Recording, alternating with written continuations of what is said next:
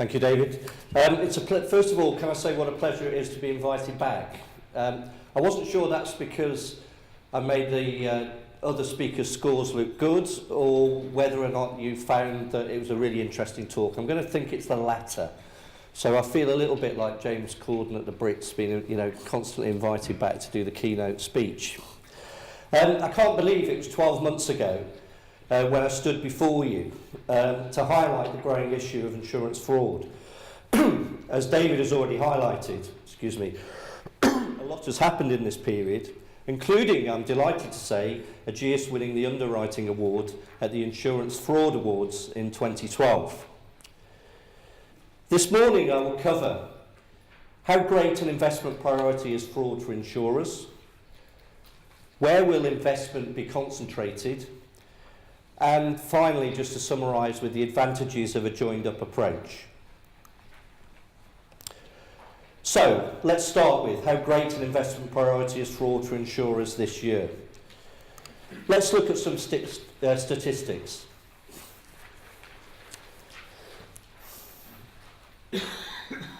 Frankly, these statistics speak for themselves. The economic climate we live in does unfortunately lead to increased fraud, both organised and exaggerated, and remains near to the top of any board agenda. Indeed, as the industry gets better at detection, so the fraudsters are moving to other areas, such as employers' liability. There are some unintended consequences of our detection activities. Recently, BIBA, the Trade Association for Brokers, reported that their members felt insurers were trying to get out of claims more than ever before. In reality, this is probably exacerbated by our fraud detection activities. We need to make sure that we do continue to be vigilant in trapping other claims issues that may arise out of the work that we do on fraud.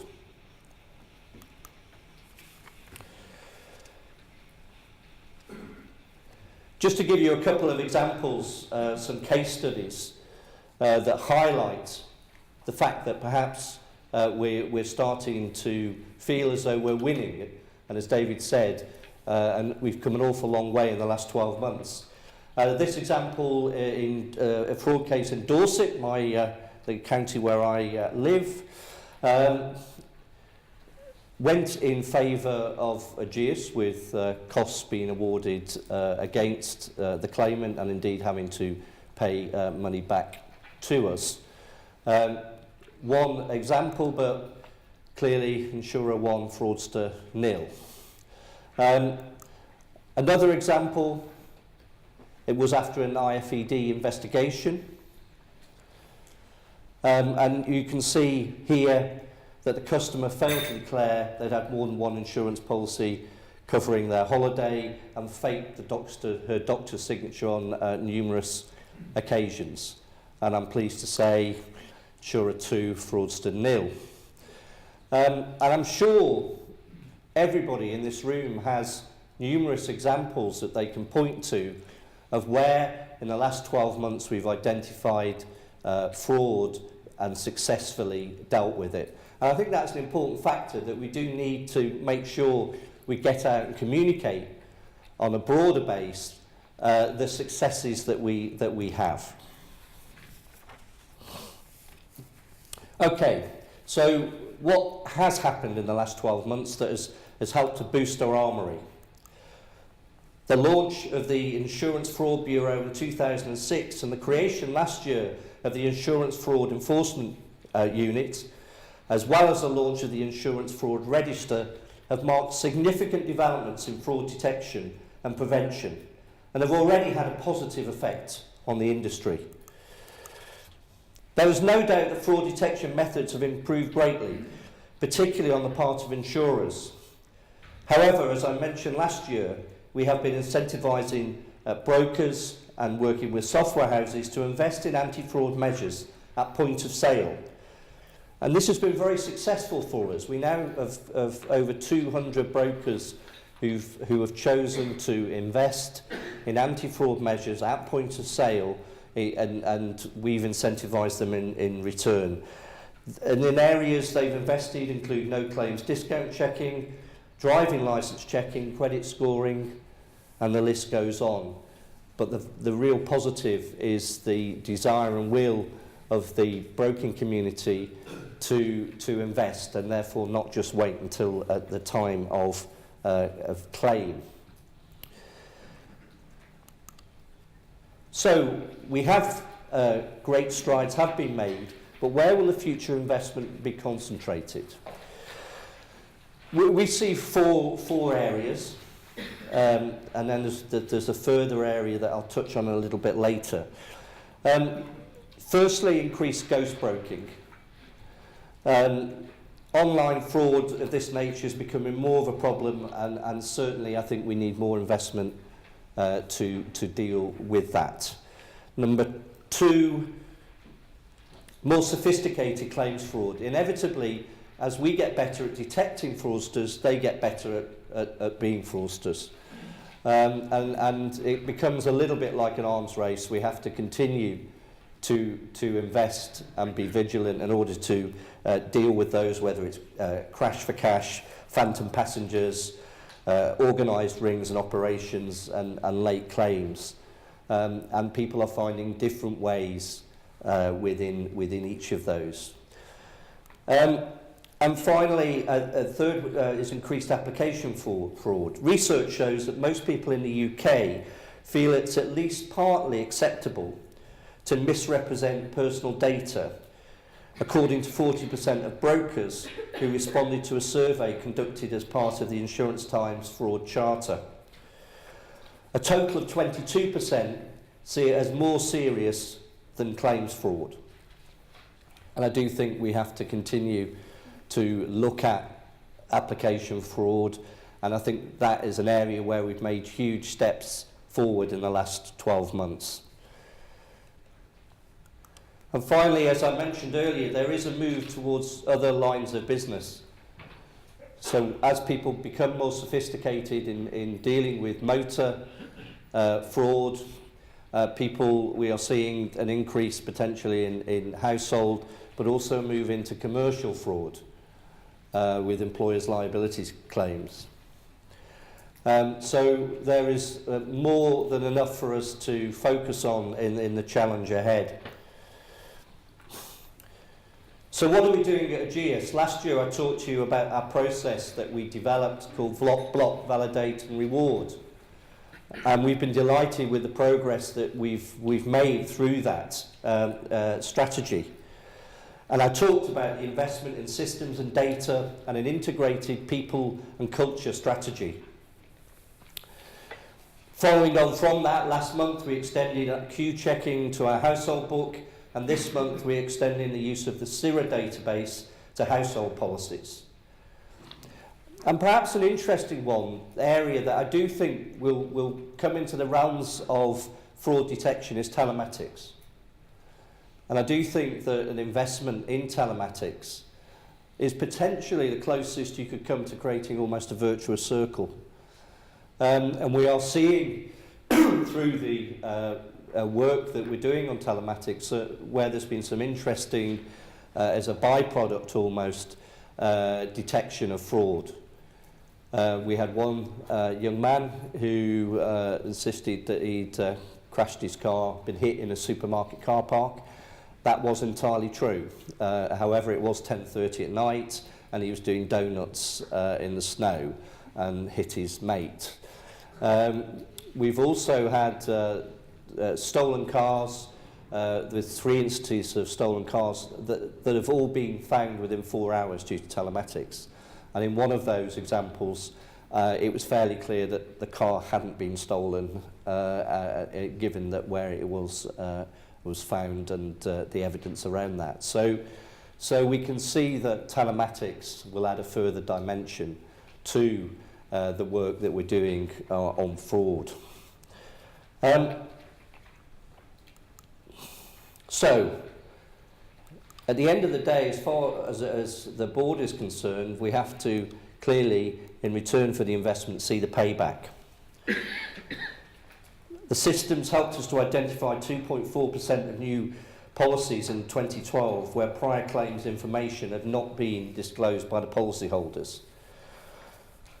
You can see here, within a month of us signing up, if you remember that I talked about CIRA last year very, very briefly, we identified 2 large fraud rings with 100 people involved, which affected 26 insurers within the first month. We've collected an additional £4 million from Q for going back to people where they had clearly not given us the correct information. And fraud rings have gone from 12 to 20. And since its launch in 2010, Tesco Underwriting have identified 36 fraud rings. If you go back 5 years, we were talking about 5 or 6 that we were looking at. So you can see that probably 2 things have been happening. 1, there is more fraud, but 2, we're getting better at detecting it. And I think the combination of those shows that the benefits, we are seeing the benefits of the investment that we've made as an organisation in the quality of the business that we're seeing on our books, and that demonstrated by, ultimately, by the combined operating ratios that we've seen in motor over the last 12 months.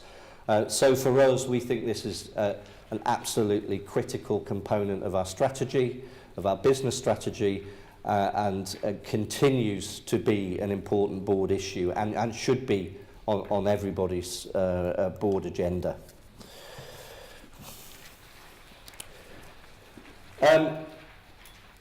As an industry, we still have much to do, but we are winning, I believe. We must continue to incentivise and support brokers who invest in anti-fraud measures with the support of the software houses. We must continue the industry collaboration, whether that's with government or whether that is through the investment that we've made in IFED and IFR. It is important. The danger is that in times like this, where results are more difficult, that boards cut back on this sort of external investment. It is absolutely critical that we do not do that during the next 5-10 years. When I stood here last year, I was frustrated, as a number of you were, at the judiciary system, that people felt wasn't helping us. And in fact, there was a general groundswell, and something I really has continued through the whole of last year about why don't we have zero tolerance policies. And it was clear that the judiciary system really doesn't support that sort of stance. I think what we've now seen is as David put it earlier, a turning point. And I'm far more optimistic that we're now starting the work that we've done in lobbying the government to understand the size of this issue is starting to come through. The MOJ is looking to reduce recoverable costs for RTA claims under £10,000 to £500 from £1,200 in April of this year. That really does start to hit at the root of some of the issues. The introduction of LASBO, again David touched on this, which is a package of reforms, including a ban on referral fees, and government consultation on the increased cost and frequency of whiplash claims. We've got more to do under whiplash. It is still easier for an insurer to pay a whiplash claim than investigate it. So, you know, there is still some way to go, but we're hopeful now, certainly, that the government do understand that something has to change. There is a positive will to improve the situation, and we've got to continue to lobby further. So more to be done, but very different from the picture that I painted 12 months ago. where it did look as though it was a bit like pushing water uphill at times. So, finally, to the advantages of a joined-up approach. Brokers, insurers and the government working more in tandem. And I think that's one of the elements that's come through in the last 12 months. I think we've made significant strides in placing fraud as a strategic issue. I think we've made significant strides in getting all the players in the supply chain to own the problem. And I think we've made significant strides at making sure that we are beginning to eat away at this issue and therefore finding more fraudsters. And I do make the difference again, as I did last year, between the organised fraud and the exaggerated frauds. And I think one of the elements that unfortunately we will see in a I say recessionary, clearly everyone will tell me we're not in a recession, but in the environment that we're in, we will get more exaggerated claims.